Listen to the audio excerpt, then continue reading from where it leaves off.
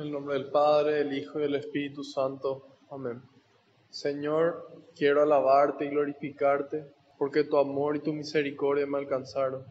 Quiero alabarte y glorificarte, porque solo tú eres santo, y tuyo es el poder, el honor y la gloria por siempre, Señor.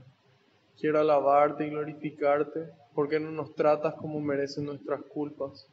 Quiero alabarte y glorificarte, porque por tu santa cruz redimiste al mundo entero por amor y con amor.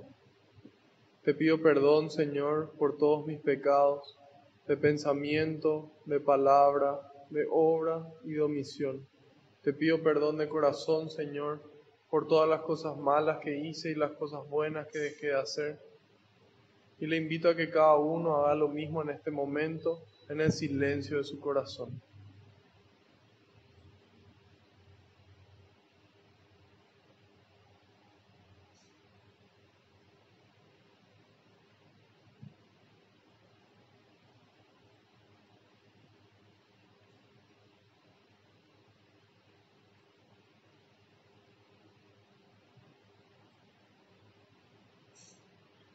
Te pido, Señor, que se cumpla tu palabra. Tú dijiste que donde dos o más se reúnan en tu nombre, ahí vas a estar vos presente, Señor. Y nosotros aquí estamos más de dos. Y sabemos que aunque no te podamos ver, tú estás aquí entre nosotros, contento de que podamos conocer un poco más de tu palabra, un poco más de tu mensaje, conocerte un poco más a vos, Señor, para poder aceptar tu mensaje y llevarlo a la práctica. Que eso sea de bendición para cada uno de nosotros y para todas las personas que se encuentren con nosotros. Te pido, Jesús, que tú vayas por delante, que puedas allanar el camino, que puedas arar la tierra de nuestra mente y nuestro corazón, para que esta semilla que se va a sembrar, que es tu palabra, pueda dar fruto y fruto en abundancia. En algunos el 30, en otros el 60 y en otros el 100%, Señor. Te pido en este momento que yo crezca por completo y sea tu Espíritu Santo el que me inunde para transmitir tu mensaje, Señor. En este momento te entrego cada una de las intenciones que nosotros traemos en el corazón y todas las personas que quisieron venir pero por algún motivo no pudieron. Te entrego, Señor, todos esos pedidos de oración que recibimos, porque sé que tú los recoges con alegría y se lo entregas al Padre para que nos conceda esa gracia que estamos necesitando a su debido tiempo y acorde a su voluntad. Gloria y alabanza sean dadas a ti por los siglos de los siglos. Amén. Ahora decimos todos juntos: Espíritu Santo, vacíame de mí y lléname de ti hasta rebosar. Espíritu Santo, vacíame de mí y lléname de ti hasta rebosar. Espíritu Santo, vacíame de mí y lléname de ti hasta rebosar. Que así sea. Amén.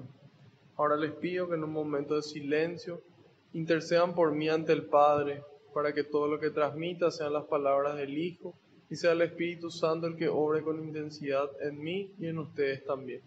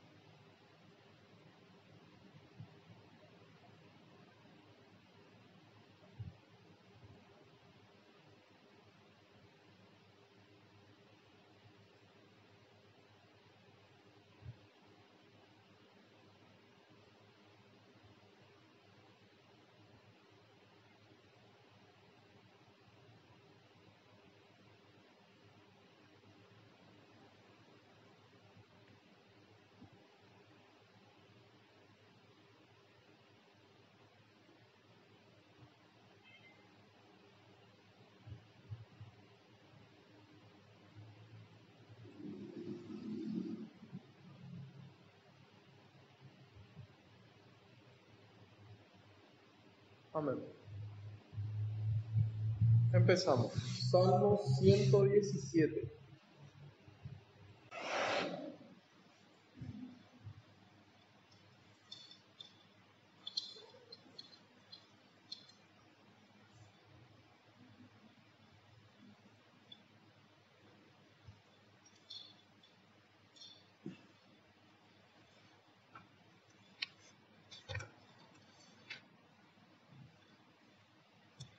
Aleluya.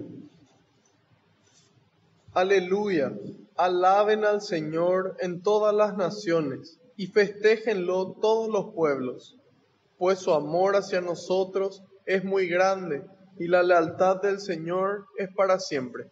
Palabra de Dios. Te alabamos, Señor, y te damos gracias. Bueno, este salmo sorprende ya por su longitud, ¿verdad? Bastante cortito comparado con lo que estamos acostumbrados a leer y estudiar. Pero en estas pocas palabras transmite mensajes muy, muy fuertes y muy lindos. La primera palabra es el título y dice aleluya. La palabra aleluya significa alaben a Dios cantando. ¿Sí? Viene de dos palabras, alelú y ya. Alelú significa alabar cantando. Y ya es la forma corta de llamarla Yahvé. ¿Sí? Entonces, alaben a Dios cantando. Y dice, alaben al Señor en todas las naciones, festéjenlo todos los pueblos. Nosotros podemos alabar principalmente por tres motivos. Un motivo es porque nosotros leemos la Biblia y acá la palabra de Dios nos dice, alaben al Señor. Entonces yo tengo miedo de lo que me vaya a pasar si es que yo no cumplo lo que está acá escrito.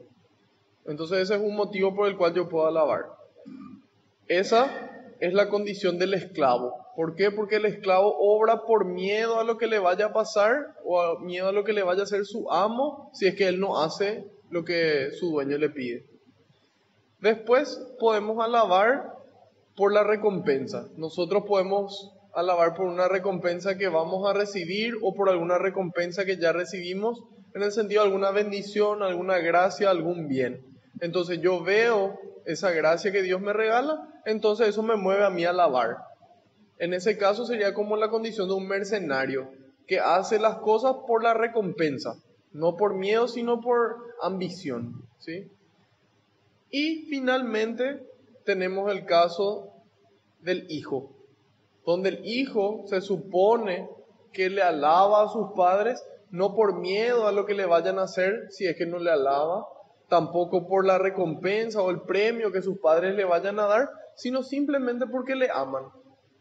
Entonces, nosotros hoy estamos invitados a no solamente alabar, sino alabar por amor.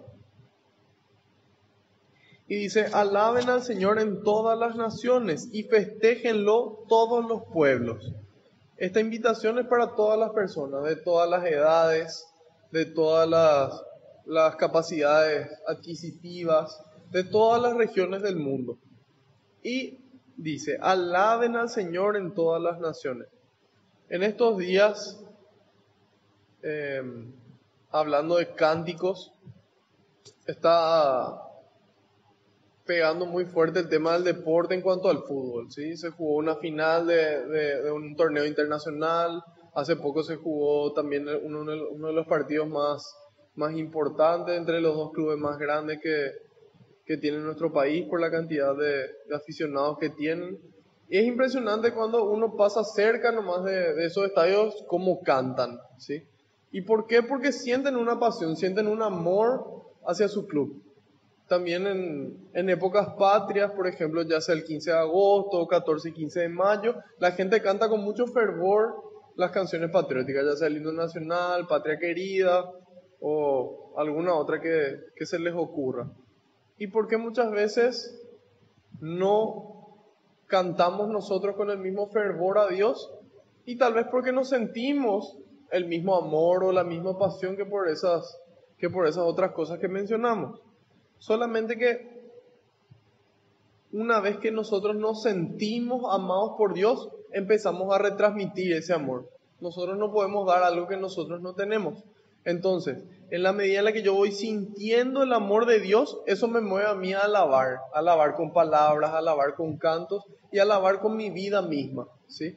Hoy a lo mejor no solamente podemos alabar con nuestra lengua, sino con nuestros dedos. ¿En qué sentido? Que nosotros probablemente usamos más nuestros dedos pulgares específicamente que nuestra lengua, porque todo el tiempo tenemos un teléfono en la mano. nosotros a través de las redes sociales también podemos alabarle a Dios, también podemos transmitirle ese mensaje y esa alegría que nos nace a partir del amor. Y ahí dice, ¿por qué le vamos a alabar? En el 2 nos dice, pues su amor hacia nosotros es muy grande. Fue Dios el que nos amó primero. Fue Dios el que tomó la iniciativa. Fue Dios el que se manifestó a través de los profetas primero, a través de su Hijo, su único Hijo Jesús, y después finalmente a través nuestro. ¿Cómo? Enviándonos su Espíritu Santo para que desde dentro nuestro podamos amar. Entonces ahí nos damos cuenta cómo Dios nos amó primero para que una vez nosotros sintamos ese amor, podamos retransmitirlo a otras personas. Y dice, y la lealtad del Señor es para siempre. Tal vez nosotros, por la educación que recibimos generalmente, es si es que te portas bien, hay un premio. Si te portas mal, hay un castigo, ¿verdad? Si es que hagamos lo que hagamos, depende la reacción de nuestros padres. En cambio, Dios es leal y es fiel siempre. ¿Y qué hace el enemigo? Intenta confundirnos, en el sentido de que cuando nosotros pecamos, pensamos de que Dios no nos va a perdonar. Ya sea porque el pecado es muy grave o porque lo cometimos muchas veces. Y entonces decimos, no, ¿para qué voy a volver si es que Dios no sé si me va a volver a perdonar? En cambio aquí el salmista nos manifiesta que la lealtad del Señor es para siempre. Él siempre está esperando. En la parábola del hijo pródigo, que hoy se le da un enfoque diferente, y en lugar de llamarle hijo pródigo a esa parábola se le llama la del Padre misericordioso, haciendo énfasis en la misericordia de Dios. Es esa la actitud de Dios, donde Él está siempre esperándonos y lo único que tenemos que hacer es acudir a su perdón. Entonces, alabemos a Dios cantando. ¿En qué medida? En la medida en la que sintamos su amor y eso nos mueva a alabar, no por miedo, no por la recompensa, sino por amor. ¿Hay hasta ahí alguna pregunta o comentario? Muy claro todo, ¿verdad? Pero ahí podemos ver cómo hay tanta riqueza en tan pocas palabras, cómo Dios puede transmitir mucha sabiduría con unas pocas palabras. Continuamos con Lucas 9.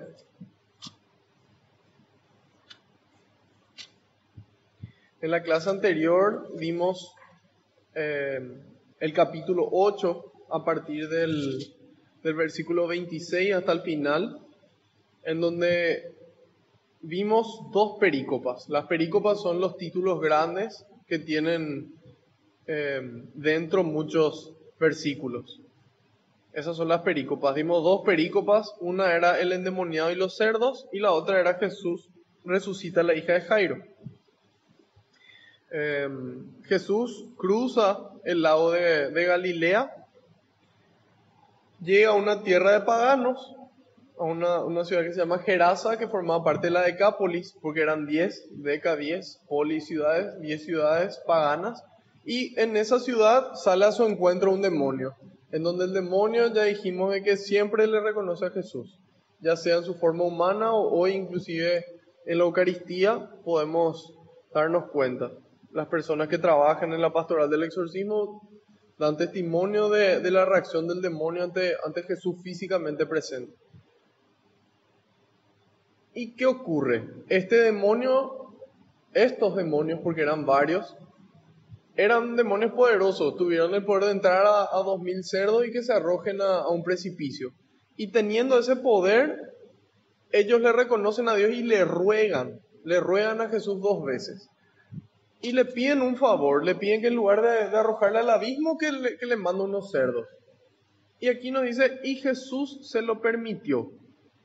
Yo la primera vez que leí me llamó la atención de por qué Jesús le permite a estos demonios, por qué le concede una petición. Y eventualmente se nos revela de por qué lo hizo, por qué Dios permite las cosas. Dios siempre permite las cosas porque hay algo que nos quiere enseñar. A veces me quiere enseñar algo a mí, a veces le quiere enseñar algo a mi entorno, a veces le quiere enseñar algo a la humanidad entera. Y por ese motivo Él permite las obras. En este caso, ¿cuál era la enseñanza que Él quería transmitir? que en la medida en la que yo me dejo gobernar por la avaricia, puedo decidir sacar a Dios de mi vida. ¿Sí? ¿Por qué? Porque entran estos demonios a los chanchos, los cerdos se tiran todo al barranco, se ahogan y mueren. Una persona, que era el que estaba poseído, mejoró su calidad de vida. Jesús hizo algo bueno, Jesús le sanó. Esta persona era una persona que estaba sufriendo por culpa de los demonios. Y así también le hacía sufrir a otras personas. ¿Y qué le importó más a la gente de este pueblo? Su pérdida económica. A ellos lo que le importaba era sus chanchos, sus animales, y que en eso se vieron perjudicados. Entonces decidieron alejarle a Jesús. Y esa es la tentación que nosotros tenemos. ¿Por qué? Porque las cosas materiales son buenas o malas, ninguna. Pueden ser buenas si es que yo teniendo muchas cosas materiales puedo compartir mucho. Y entonces esas cosas materiales me pueden ayudar a mí a mi salvación. Pero en el caso de que yo pienso y considero de que es más importante eso que mi familia, que mis amigos, que las personas que viven en mi país o en el mundo, entonces puedo tender a alejarle a Dios de mi vida. ¿Por qué? Porque Dios me pide a mí que yo le ayude al prójimo. Y hay veces, o muchas veces, que eso requiere una renuncia a mis recursos, a mi conocimiento, a mi tiempo, a mi sueño. Y yo no quiero renunciar. Entonces le alejo a Dios. Esa es la lección. Que la avaricia puede llevarnos a nosotros a alejarle a Dios. Sí.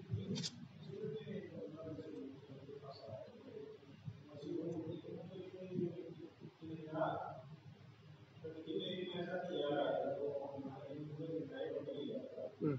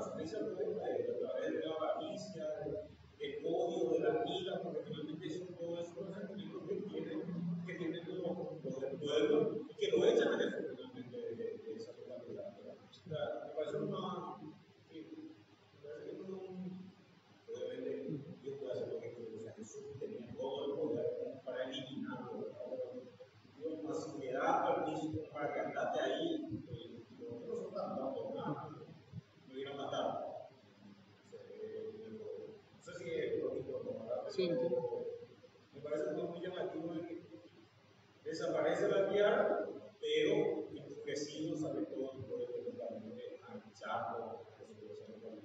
Y sí, y en realidad no es que, o sea, el demonio no es que se apodera, sino que ellos libremente le entregan, ¿verdad? O sea, el demonio a través de la tentación de esa manifestación ordinaria, ellos deciden, y justamente por qué Jesús, teniendo el poder con una palabra, enviarle al infierno, porque acá dice muy claro, dice Jesús les permitiera entrar en los cerdos y Él se lo permitió, dice. O sea, Él le permite que ellos hagan eso, ¿verdad? Es lo mismo que hoy en día, para que una persona, por ejemplo, esté poseída o para ser tentados nosotros mismos, Dios permite, por algún motivo, alguna lección, algo quiere transmitirnos, por eso Él permite, ¿sí? Entonces, en este caso, nuevamente, Jesús le permite para mostrarnos a nosotros de que la avaricia fue más importante que el bien de esa persona y de que le llevó a alejarle a Dios, ¿verdad? Que no les importó esa acción, bueno, así mismo. Y después, bueno, al volver de ese lugar, algo importante es que esta gente tenían 2000 cerdos, o sea, ellos tenían muchos cerdos, ellos no tenían problema en criar cerdos porque ellos no eran judíos. Ellos estaban en Gerasa, que era una ciudad de Decápolis, entonces para ellos no había problema, era rentable y no les perjudicaba.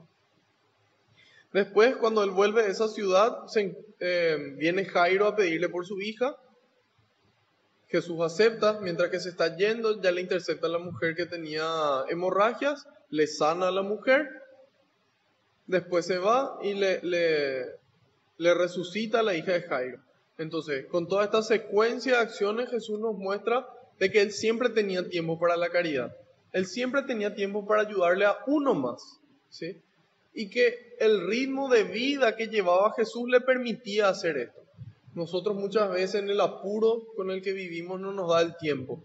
¿Por qué? Porque estamos volando. Tenemos miles de actividades, muchas veces actividades buenas y actividades para Dios, pero que de igual forma estamos tan abarrotados de ellas que no nos permite verle a la gente que nos necesita. A veces esas personas pueden estar en la calle, a veces pueden estar en nuestra familia, a veces pueden ser nuestros amigos, nuestros compañeros, en cualquier parte.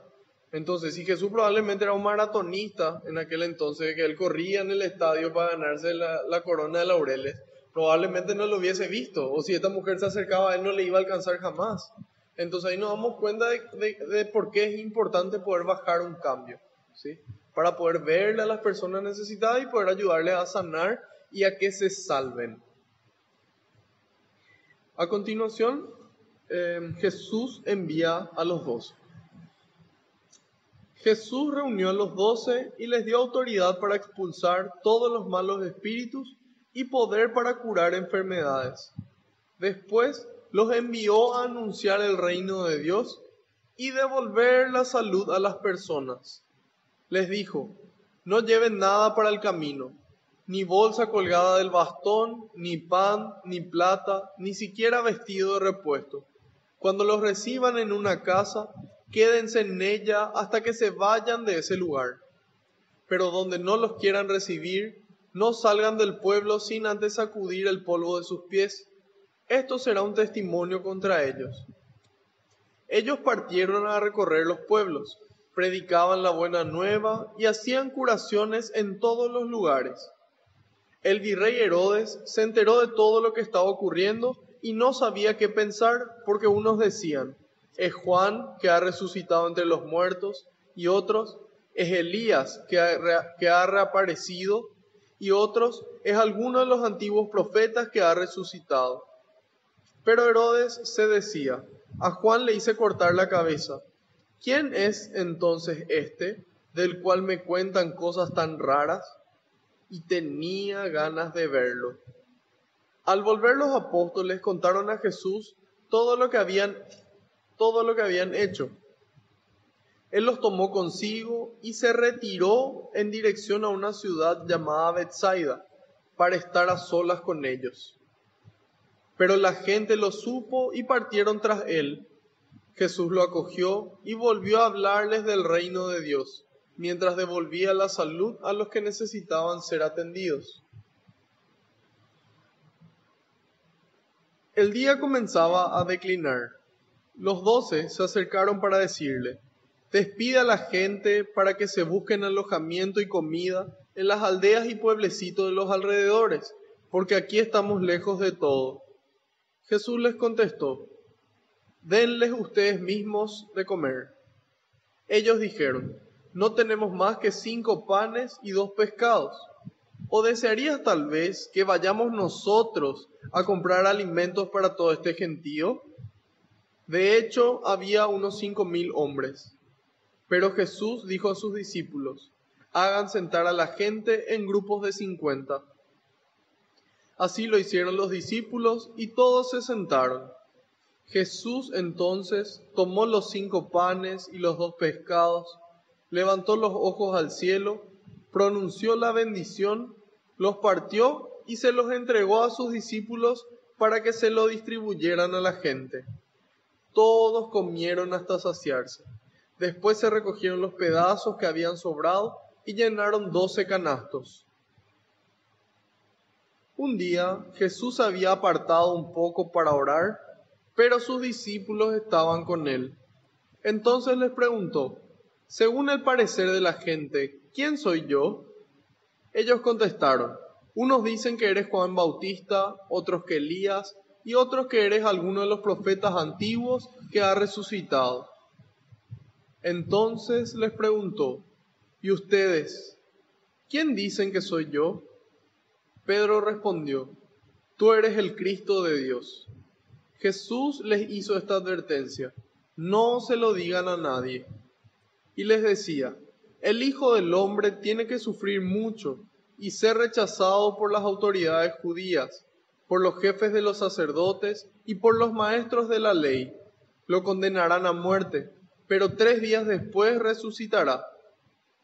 También Jesús decía a toda la gente: si alguno quiere seguirme, que se niegue a sí mismo, que cargue con su cruz de cada día y que me siga. Les digo, el que quiera salvarse a sí mismo se perderá, y el que pierda su vida por causa mía se salvará. ¿De qué le sirve al hombre ganar el mundo entero si se pierde o se disminuye a sí mismo? Si alguien se avergüenza de mí y de mis palabras, también el Hijo del Hombre se avergonzará de él cuando venga en su gloria, y en la gloria de su Padre con los ángeles santos. En verdad les digo que no morirán sin antes haber visto el reino de Dios. Palabra del Señor. Gloria a ti, Señor Jesús. Bueno, empieza este capítulo 9 cuando dice que Jesús reunió a los 12 y les dio autoridad para expulsar todos los malos espíritus y poder para curar las enfermedades. Hoy en día hay mucha gente que le cuestiona a la Iglesia Católica, que le cuestiona a los sacerdotes y dicen: ¿por qué yo me tengo que confesar con un sacerdote si es un simple ser humano, es un pecador como yo? Y en parte tienen razón. Son seres humanos, son pecadores, pero no son simples seres humanos y pecadores. Son seres humanos pecadores que recibieron la autoridad de Dios mismo para realizar su ministerio. Cuando Jesús se hace físicamente presente, cuando la palabra se encarna, les da esa autoridad a ellos, ¿sí? Entonces aquí dice que les dio autoridad. Hoy a nosotros, ¿cómo nos da autoridad? Nos da autoridad a través del bautismo. Cuando nosotros nos bautizan en la Iglesia Católica, nos bautizan como sacerdote, profeta y rey. El rey es el que tiene autoridad. ¿Autoridad sobre qué tenemos nosotros? ¿Autoridad sobre quién? Autoridad sobre nosotros mismos. Estamos llamados a poder reinar sobre nuestra voluntad, sobre nuestros deseos, sobre nuestros apetitos, para poder servirle a Dios. Entonces, reyes de cada uno. Sacerdote. El sacerdote es el que es la persona que estaba encargada de los sacrificios agradables a Dios. Nosotros hoy somos sacerdotes porque estamos llamados a sacrificar nuestra propia vida. Cada día. Eso es lo que dice más adelante. El que pierda su vida por causa mía se salvará. Entonces nosotros somos sacerdotes sacrificando nuestra vida de forma agradable a Dios.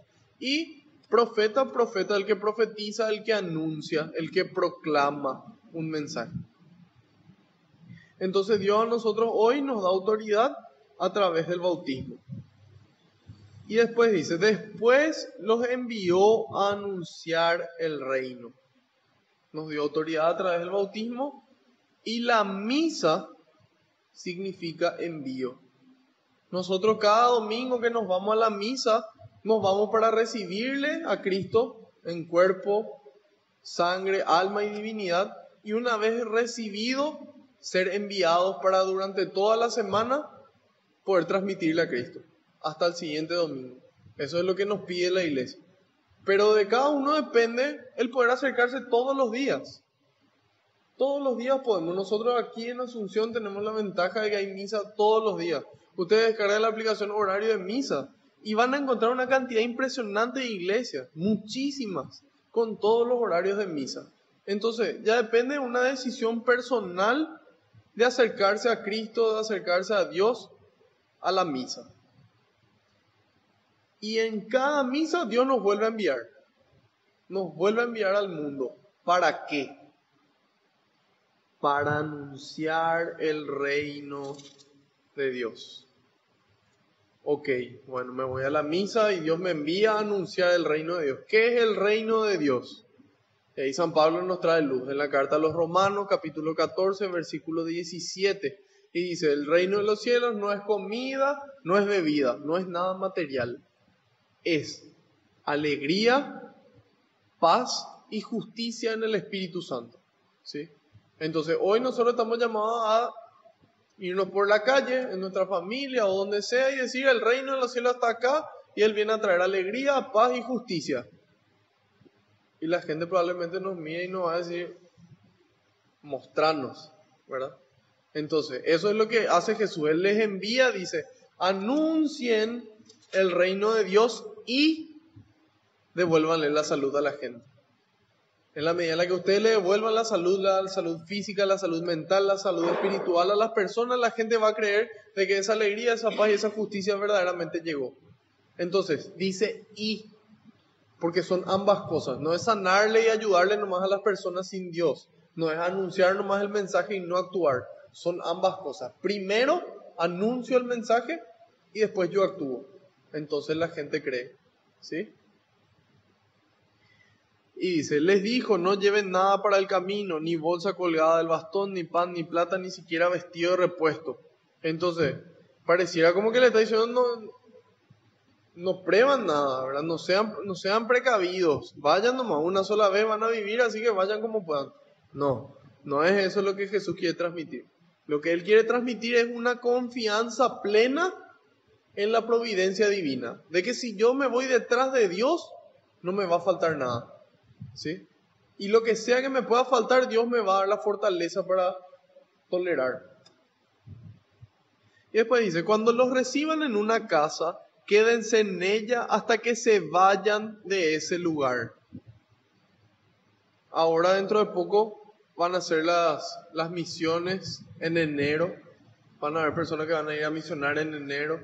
Después en marzo o abril, mayo tal vez cuando sea la Semana Santa nuevamente van a haber misiones. Y muchas veces ocurre que pensamos que tenemos que recorrer muchas casas, muchas personas. Y si ya estuvimos en una casa media hora, una hora, es como que bueno, ya está bien y alguien más necesita. Y acá Dios nos dice, cuando le reciban en una casa, quédense en ella hasta que se vayan de ese lugar. O sea, tómense el tiempo necesario en cada lugar, en cada casa, en cada vida. Hay veces que nosotros queremos ayudarle a alguna persona y ayudamos un poco y después ya es, bueno, no entiende y bueno, hasta acá llegué yo. Y nos invita a perseverar, a permanecer el tiempo que sea necesario, ¿sí? Hasta que toque el momento de irse. Cuando toca el momento de irse, hay que continuar el trabajo, hay que continuar la misión. Y dice, pero donde no los quieran recibir, no salgan del pueblo sin antes sacudir el polvo de sus pies. Esto será un testimonio contra ellos. Bueno, es como hasta lo más impuro que tienen ustedes, hasta la más mínima suciedad, sacúdanse en testimonio en contra. ¿Por qué? Porque nosotros muchas veces nos preocupamos y nos quedamos preocupados porque alguien no recibe. Y es muy triste cuando alguien no recibe esta buena noticia. Y es más triste aún cuando esta persona es de nuestro afecto, ¿sí? O es de nuestra familia, o es un amigo muy cercano. Es más triste aún. Pero Él nos dice, no se preocupen, esto es una decisión personal. Ustedes tienen que continuar trabajando. Oren por ellos, eso sí. No es, bueno, este no aceptó, ok, señor, acordate que yo le anuncié y él no quiso, entonces que rinda cuenta. No, al contrario, no quiso y bueno, continuó orando para que Dios mismo toque su corazón, para que Dios pueda ser Dios y pueda tocar el corazón de esa persona y pueda aceptar esa palabra. Entonces, nos dice, en el caso de que esta persona no quiera recibirlo, y bueno, pidan por esa persona, pero sepan que esa persona va a tener que rendir cuenta y ustedes no. Ustedes continúen. Y si una persona les reciben, aprovechen y quédense el tiempo que sea necesario para transmitirle el mensaje y para sanar todo lo que puedan sanar, inclusive salvar. Y después dice, ellos partieron a recorrer los pueblos, predicaban la buena nueva y hacían curaciones en todos los lugares. ¿Qué le dijo Jesús? Anuncien y actúen. ¿Qué hicieron ellos? Anunciaron y actuaron, tal como les dijo. Después ocurre de que hay gente de afuera que ve lo que está pasando, ¿sí? Hay gente que está fuera de nuestra vida o tal vez dentro y está atenta a lo que pasa. Eso fue lo que le ocurrió a Herodes. Él vio y se enteró de lo que estaba ocurriendo y no sabía qué pensar, estaba confundido. Y dice, hay gente que dice que es Juan, hay gente que dice que es Elías, otro de los profetas, y él dice, no, yo sé que este no es Juan porque a Juan le mandé decapitar. Y dice, ¿quién es este entonces del cual me cuentan cosas tan raras y tenía ganas de verlo? Ahí nos damos cuenta de que Jesús no necesitaba decir mentiras, Jesús no necesitaba generar expectativas. Jesús vivía y su vida era lo que le impactaba a las personas, lo que le llamaba tanto la atención que decía, qué rara es esta persona, qué raros son sus actos. ¿Cómo puede ser tan generoso? ¿Cómo puede ser tan amoroso? ¿Cómo puede tener tanto tiempo? ¿Cómo puede renunciar tanto a sí mismo? Y eso le da ganas de verle, ¿sí? Y eso tenemos que generar nosotros en las demás personas. La gente tiene que tener ganas de vernos porque tienen que quedarse impresionados con nuestra forma de vivir.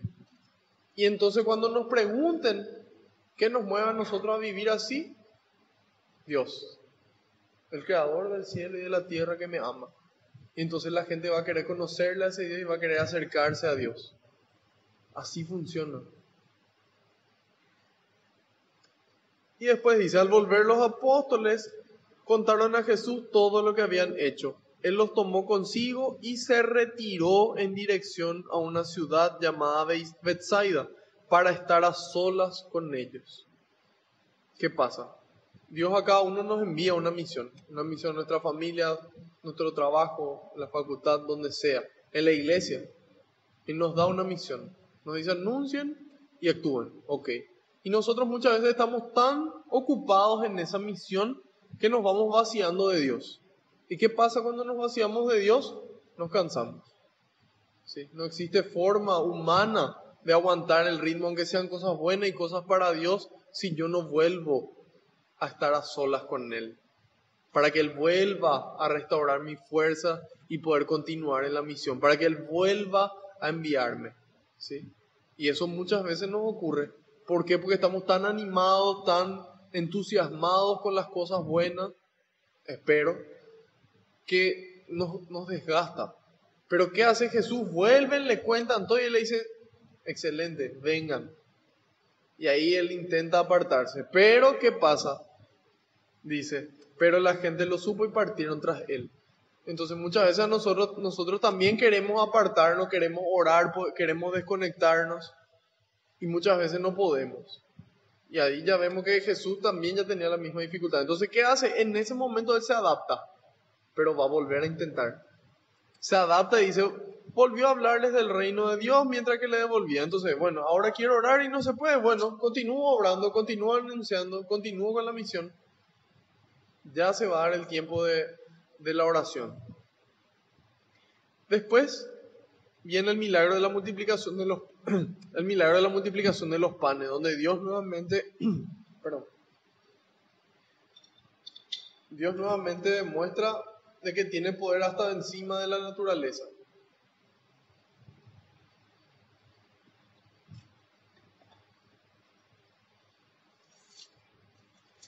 Encima de la naturaleza. Y dice,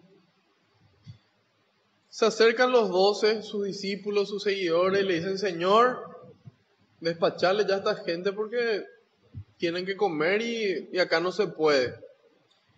Y ahí Jesús le da la respuesta que nos da a nosotros hoy cuando nosotros le pedimos las cosas. Nosotros hoy cuando pedimos de una cierta forma. Generalmente cuando pedimos por los que no tienen que comer, pedimos por los enfermos, pedimos por los que se sienten solos, pedimos por los que están tristes, pedimos por los que no creen en Dios. Y le pedimos y le decimos, Señor, te pido por. Ok.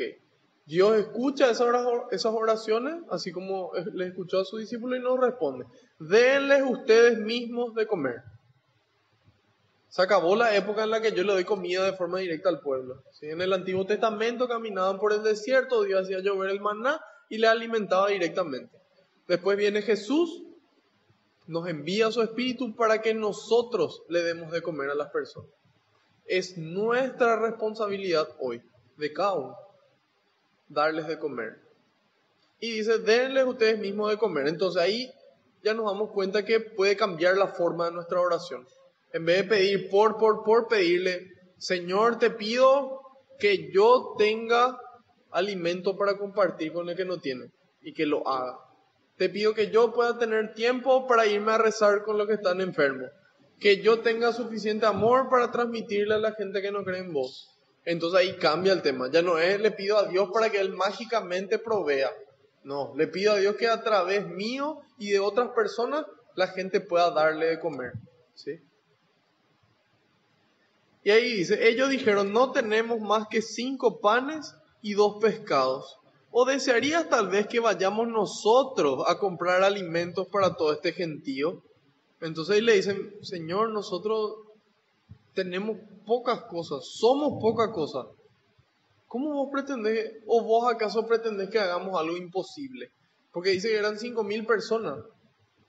Y eso era sin contar mujeres y niños. O sea, contándole a una esposa y un niño, son mínimo 3 por familia, son 15.000 personas.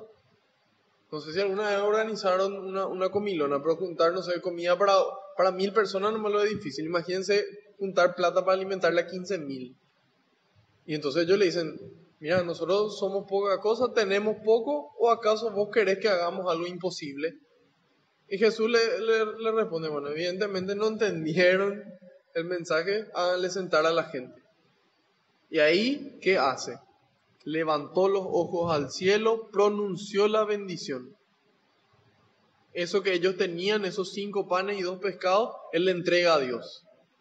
Y una vez que nosotros le entregamos a Dios nuestros dones, nuestros talentos, que Él mismo nos regaló, lo que nosotros hacemos es ponerlo a disposición, Él multiplica.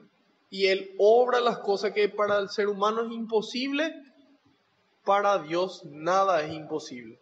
Entonces ahí nos muestra qué es lo que tenemos que hacer cuando existe una situación, ponernos en manos de Dios, dar todo lo que nosotros tenemos y dejarle a Dios obrar. ¿Qué pasa cuando Dios obra? Todos comieron hasta saciarse. Dios no sabe dar poco. Cuando nosotros le pedimos algo a Dios, generalmente es hasta saciarse y hasta rebosar. Entonces, ahí dice, comieron hasta saciarse, después recogieron los pedazos que habían sobrado y llenaron 12 canastos. Y ahí nos damos cuenta de cómo nosotros no dimensionamos el poder de Dios. Y ahí dice, 12 canastos. El número 12 representa un total, representa a una multitud, ¿sí? Entonces, Dios a quien le alimenta, a todo el que quiera acercarse, le alimenta. Y lo que sobra del alimento a lo que le alimentó, alcanza para toda la humanidad. Ya depende de las personas aceptar esta verdad, acercarse y trabajar para el reino. ¿Ahí está ahí alguna pregunta o comentario?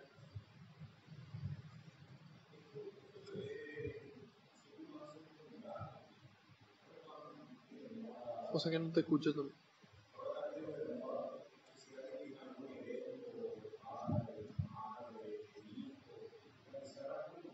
Uh-huh.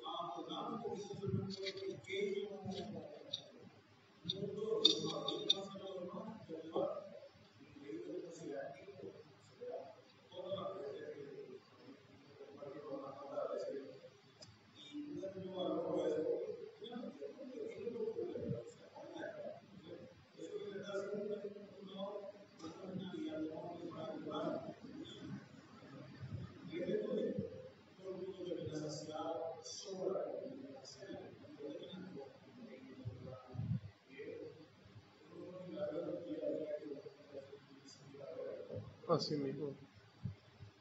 Y esa es la divina providencia, ¿verdad? O sea, la palabra de Dios es verdad, siempre fue verdad y siempre va a ser verdad. Entonces hoy nosotros, así como con el testimonio que compartiste, nosotros podemos experimentar solamente lo mismo que experimentaron ellos hace 2000 años con Jesús, ¿verdad?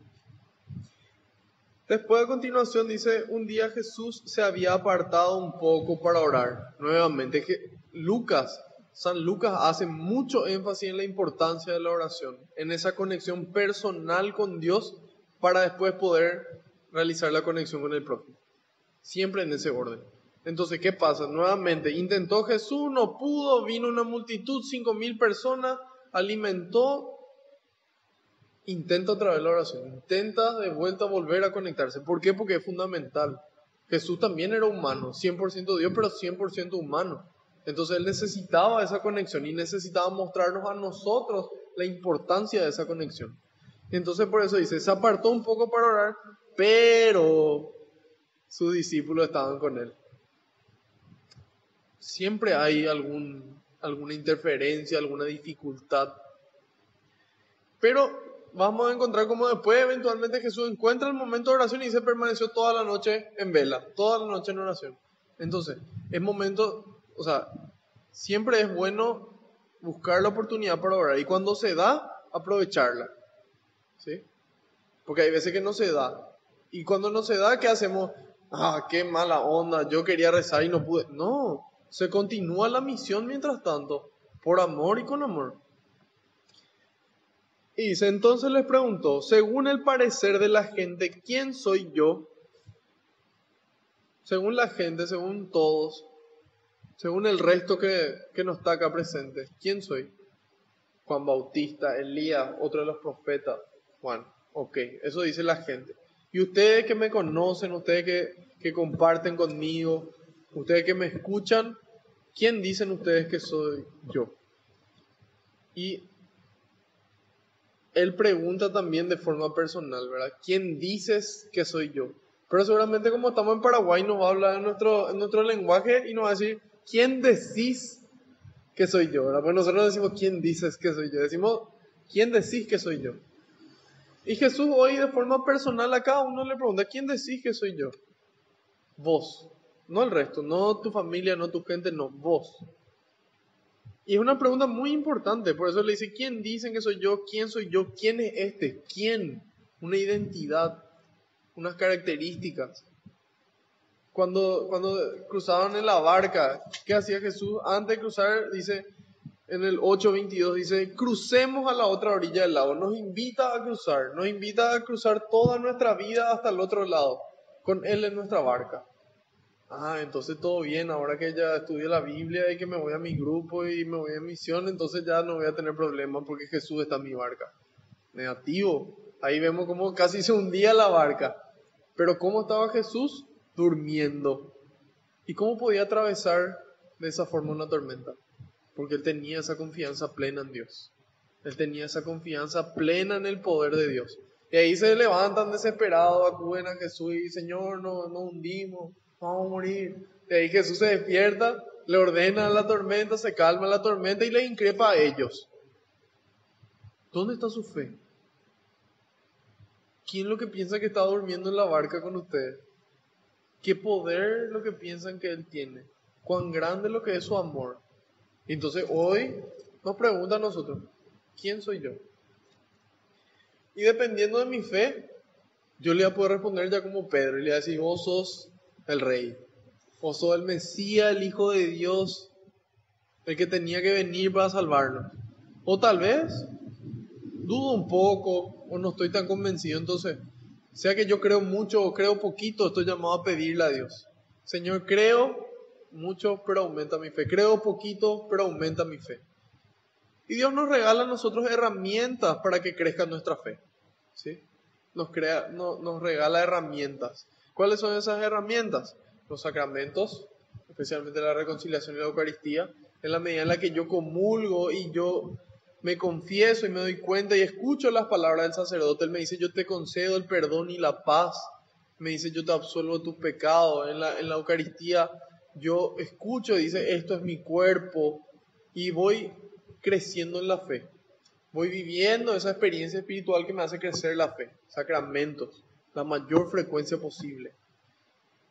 Después, oración y ayuno. Hace 3 días no como nada y estoy todavía medio alegre. ¿Cómo puede ser eso? Dios tiene el poder para darme la fuerza de que sin comer puedo seguir relativamente bien, o puedo seguir bien incluso. O la oración, ¿cómo puedo orar y cómo puedo concentrarme? Dios tiene este poder. Entonces va creciendo mi fe, va creciendo mi confianza en Dios. Entonces ahí tenemos sacramento, oración y ayuno. Lectura y meditación de la palabra. Yo leo la palabra de Dios y escucho cómo era Jesús, las cosas que Él hacía, las cosas que obró Dios en el Antiguo Testamento, cómo obraron los apóstoles después. Y entonces eso me da más fe porque yo voy conociendo más, voy entendiendo y con la mente también se le recibe a Dios. Entonces la lectura y la meditación de la palabra de Dios aumenta mi fe. Y finalmente, la comunidad. Es fundamental tener una comunidad. Jesús eligió una comunidad. Cuando empieza esto, Él elige una comunidad. Él siendo Dios y teniendo el carisma que tenía y el poder que tenía, Él podía recorrer todo el mundo, Él solo. Pero ¿qué iba a pasar? Nos quiere enseñar nuevamente una lección. Y tal vez no una, sino 3. Primero, ¿qué pasaba? Jesús evangelizaba al mundo entero, se moría Jesús, moría el cristianismo. Jesús eligió una comunidad que gracias a esa comunidad nosotros hoy somos cristianos. Nosotros hoy, gracias a San Pablo, somos cristianos que continuó esa misión. San Pablo continuó la misión de los apóstoles. Los apóstoles fueron elegidos por Jesús, que fue quien nos amó primero. Entonces ahí nos damos cuenta de la importancia de la comunidad. Para una trascendencia es importante la comunidad. Segundo, ¿cómo es más fácil? Si yo quiero misionar el mundo entero yo solo, o si somos un ejército de 1.000 millones de personas que queremos evangelizar. Si somos un rebaño, suena mejor que ejército tal vez, de 1.000 millones de personas que evangelizar. ¿Cómo va a ser más fácil? ¿Cómo va a ser más rápido? Evidentemente, en la medida en la que somos más. Entonces, primero, la trascendencia es más fácil. Y finalmente, da más gusto. Da más gusto vivir las experiencias en comunidad. Yo puedo vivir experiencias solo y eso van a quedar en mi memoria. Pero jamás va a ser lo mismo que vivir eso con un amigo o con algún desconocido y poder algún día compartir las anécdotas. Entonces, por todos esos motivos, Dios elige una comunidad. Y a través de esa comunidad Dios nos habla y hace que aumente nuestra fe. ¿Sí? Entonces, todas esas herramientas son las que van a hacer que cuando Él nos pregunte quién soy yo, la respuesta sea cada vez más rápida y cada vez más firme, cada vez más segura. ¿Sí? Bueno. Entonces hoy nos pregunta a nosotros, ¿quién soy yo? Cada uno va a dar su respuesta. Y después, ¿qué pasa? Primero estaban sus discípulos, estaban los cercanos. ¿A quién le revela su pasión? A los más cercanos. No a toda la gente. Después le vuelve a hablar a toda la gente. Pero ¿a quién le revela sus cosas más íntimas, su intimidad? A los que estaban más cerca. Y ya vimos de que eso es así cuando le resucita a la hija de Jairo. Solamente el top 3 estaba invitado ahí. Pedro, Santiago y Juan.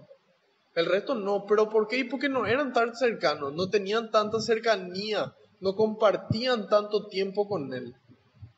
Entonces, en la medida en la que yo más comparto con Él, más me puede revelar. Y es lógico que así sea. Entonces, aquí a sus discípulos, primero le dice, bueno, ¿quién dice la gente? X. ¿Quién dicen ustedes? Ok, ustedes están seguros. Ahora que ustedes están seguros, yo les voy a anunciar mi pasión. Yo les voy a anunciar lo que va a pasar. Y ahí les cuenta. Después a continuación dice, también Jesús decía a toda la gente, si alguno, ahora empieza a hablarle al público en general, si alguno quiere seguirme, que se niegue a sí mismo, cargue con su cruz de cada día y que me siga. No dice que cargue una vez en su vida una feroz cruz y ya está, no. Cada día se toma la decisión de cargar la cruz. Cada día yo vuelvo a despertarme y vuelvo a decir sí. Voluntariamente. Y dice, no dice arrastrar la cruz, dice cargar la cruz. Requiere un esfuerzo. Requiere un esfuerzo cargar la cruz. Y con nuestra fuerza humana no podemos. Entonces tenemos que pedir. Entonces, cada día tomo la decisión, me niego a mí mismo. ¿Por qué? Porque yo quiero mi beneficio, mi provecho de mi gente. Entonces yo me niego a eso y empiezo a amar. Les digo, el que quiera salvarse a sí mismo, se perderá. Y el que pierda su vida por causa mía, se salvará. El que quiera salvarse a sí mismo, se perderá. Y el que pierda su vida por causa mía, se salvará. Esa es la principal diferencia entre el cristianismo y todas las demás religiones y filosofía y lo que ustedes quieran. Coaching, yoga, reiki, shintoísmo, budismo. En el cristianismo no soy yo el primer lugar, es el otro. Y a través de mi amor al otro yo me salvo. Si yo me quiero salvar yo, perdeu. Si yo prefiero que el otro se salve gracias a que yo me sacrifico, a que yo me niego a mí mismo, entonces ahí puedo alcanzar la salvación. Esa es la diferencia. Yo no busco elevarme yo, encontrar yo, vivir yo. No, el otro. El otro. Y ahí nos dice, ¿de qué le sirve al hombre ganar al mundo entero si se pierde o se disminuye a sí mismo? Nosotros podemos ganar todo el dinero del mundo, ser los más exitosos en la historia de la humanidad en cualquier cosa. Podemos tener más poder que el resto, podemos tener más placer que el resto. Pero ¿de qué nos sirve todo eso si se pierde nuestra alma? Si nosotros comparamos la eternidad con el tiempo que vamos a disfrutar de lo que sea que mencioné antes, ¿qué es ese tiempo de disfrutar acá? Nada, absolutamente nada. Entonces ahí nos dice, ¿de qué te sirve ganar el mundo entero si perdes tu alma a cambio? Si tenés que hacer algo malo para conseguir algo bueno.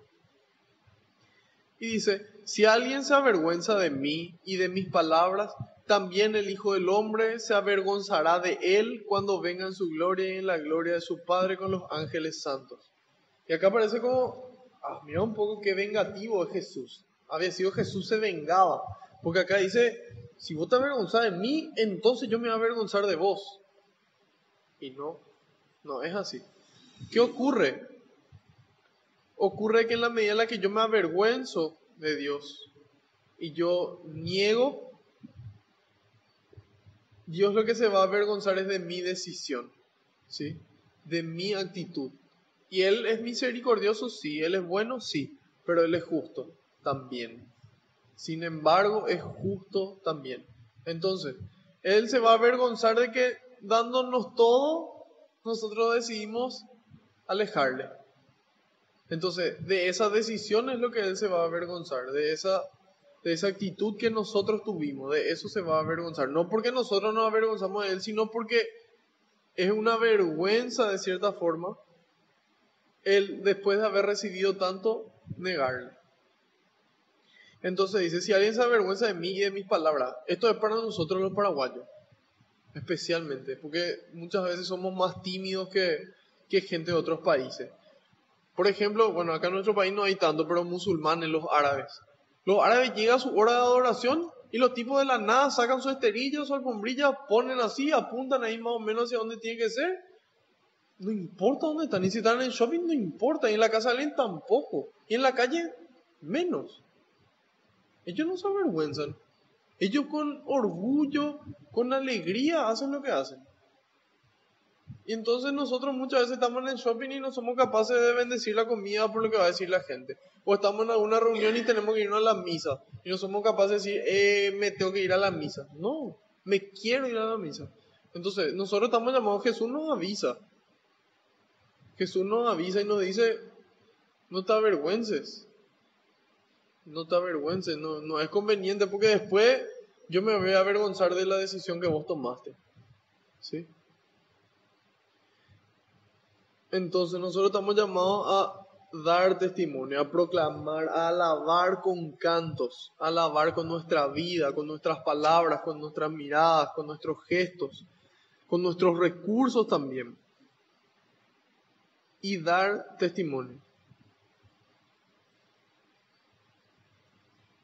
Después termina diciendo, en verdad les digo que algunos de los aquí presentes no morirán sin haber visto el reino de Dios.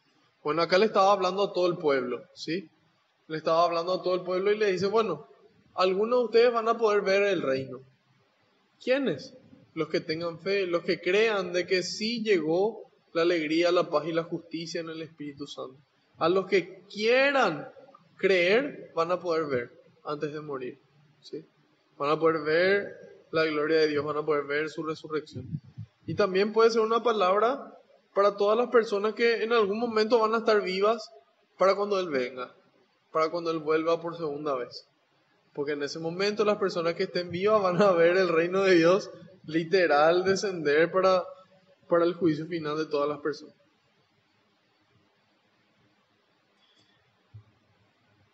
No sé si hay alguna pregunta o comentario hasta ahí.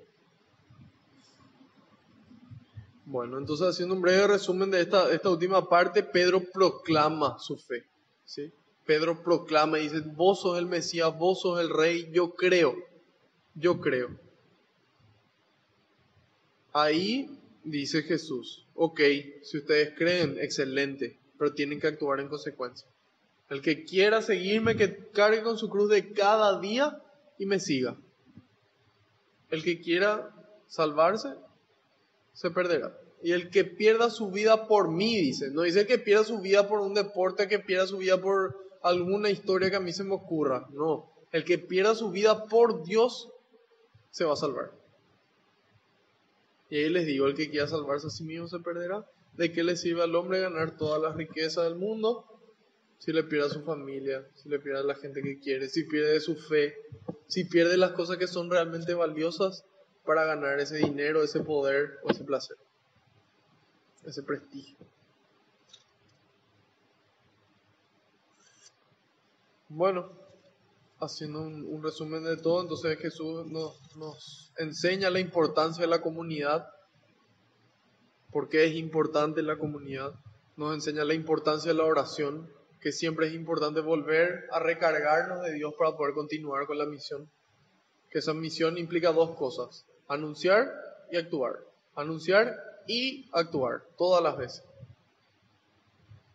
Finalmente, nos invita a ser humildes y a ponernos a disposición de Dios, a poder darnos cuenta de que lo que nosotros somos y lo que nosotros tenemos no es suficiente y de que Él quiere que nosotros hagamos cosas que son imposibles para nosotros. Entonces, en la medida en la que nosotros acudimos a Dios, levantamos los ojos al cielo, pronunciamos la bendición, Dios empieza a multiplicar esos dones y logra lo que para nosotros era imposible. ¿Para qué? Para gloria suya. Para que nosotros podamos sentir ese gran amor que decía el Salmo y que podamos volver a transmitir. Entonces entremos en un ciclo de amor, en un ciclo de bendición, en un ciclo de alegría, de paz y de justicia.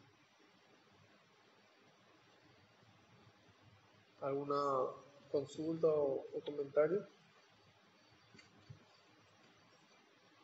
Este es el momento. Ok, vamos a dar gracias. Señor, quiero darte gracias por otro día más de vida. Quiero darte gracias por la vida de cada una de las personas que están aquí, que pudieron llegar, por todos los que quisieron venir, pero por algún motivo no pudieron, y también por todos los que no quisieron venir y no vinieron, porque son una oportunidad, Señor, para dar testimonio de tu amor. Te quiero dar gracias, Señor, por la familia, por los amigos, por el pan de cada día, por la oportunidad de estudiar, por la fe, por poder reunirnos y servirte en tu presencia. Te pido, Señor, que podamos tener esta fe para proclamar de que vos sos el Señor, para poder creer y actuar en consecuencia. También te pido, Señor, que todas estas palabras que se pronunciaron puedan hacer eco en nuestra mente y en nuestro corazón, para poder aceptarlas y llevarlas a la práctica. Te pido, Señor, que envíes más obreros a la viña, porque la cosecha es grande y los trabajadores son pocos. Gloria y alabanza sean dadas a ti por los siglos de los siglos. Amén. Decimos todos juntos: Padre nuestro que estás en el cielo, santificado sea tu nombre. Venga a nosotros tu reino. Hágase tu voluntad en la tierra como en el cielo. Danos hoy nuestro pan de cada día. Perdona nuestras ofensas, como también nosotros perdonamos a los que nos ofenden. y no nos dejes caer en tentación, y líbranos del mal. Amén. Madre Santa, Madre María, estamos aguardando la fiesta de tu Inmaculada Concepción. Queremos darte gracias por acompañarnos cada día en este caminar. Queremos darte gracias por ser ejemplo para nosotros de fe, de creer en las palabras de Dios, por ser ejemplo de estar atenta a las demás personas para poder ayudarles. También queremos darte gracias por interceder por nosotros ante el Padre, ante tu Hijo y ante el Espíritu Santo. Y finalmente por mostrarnos siempre el camino a Jesús para que podamos hacer lo que Él nos dice.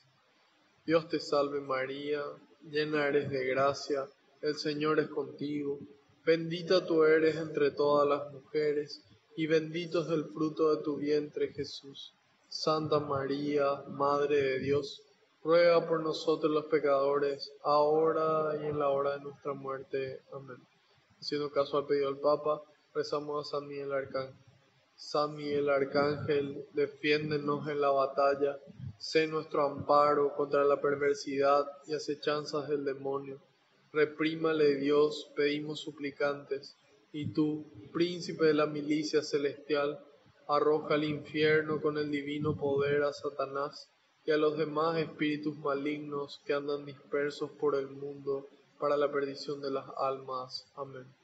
Bajo tu amparo nos acogemos, Santa Madre de Dios, no desoigas las súplicas que te dirigimos en nuestras necesidades. Antes bien, líbranos de todo peligro, oh Virgen gloriosa y bendita. Ruega por nosotros, Santa Madre de Dios, seamos dignos de alcanzar las promesas y gracias de nuestro Señor Jesucristo. Amén. María, auxiliadora de los cristianos, Sagrado Corazón de Jesús, gloria al Padre, al Hijo y al Espíritu Santo. Alabado sea Jesucristo. El Señor nos acompaña a todas partes. Amén. En el nombre del Padre, del Hijo y del Espíritu Santo. Amén.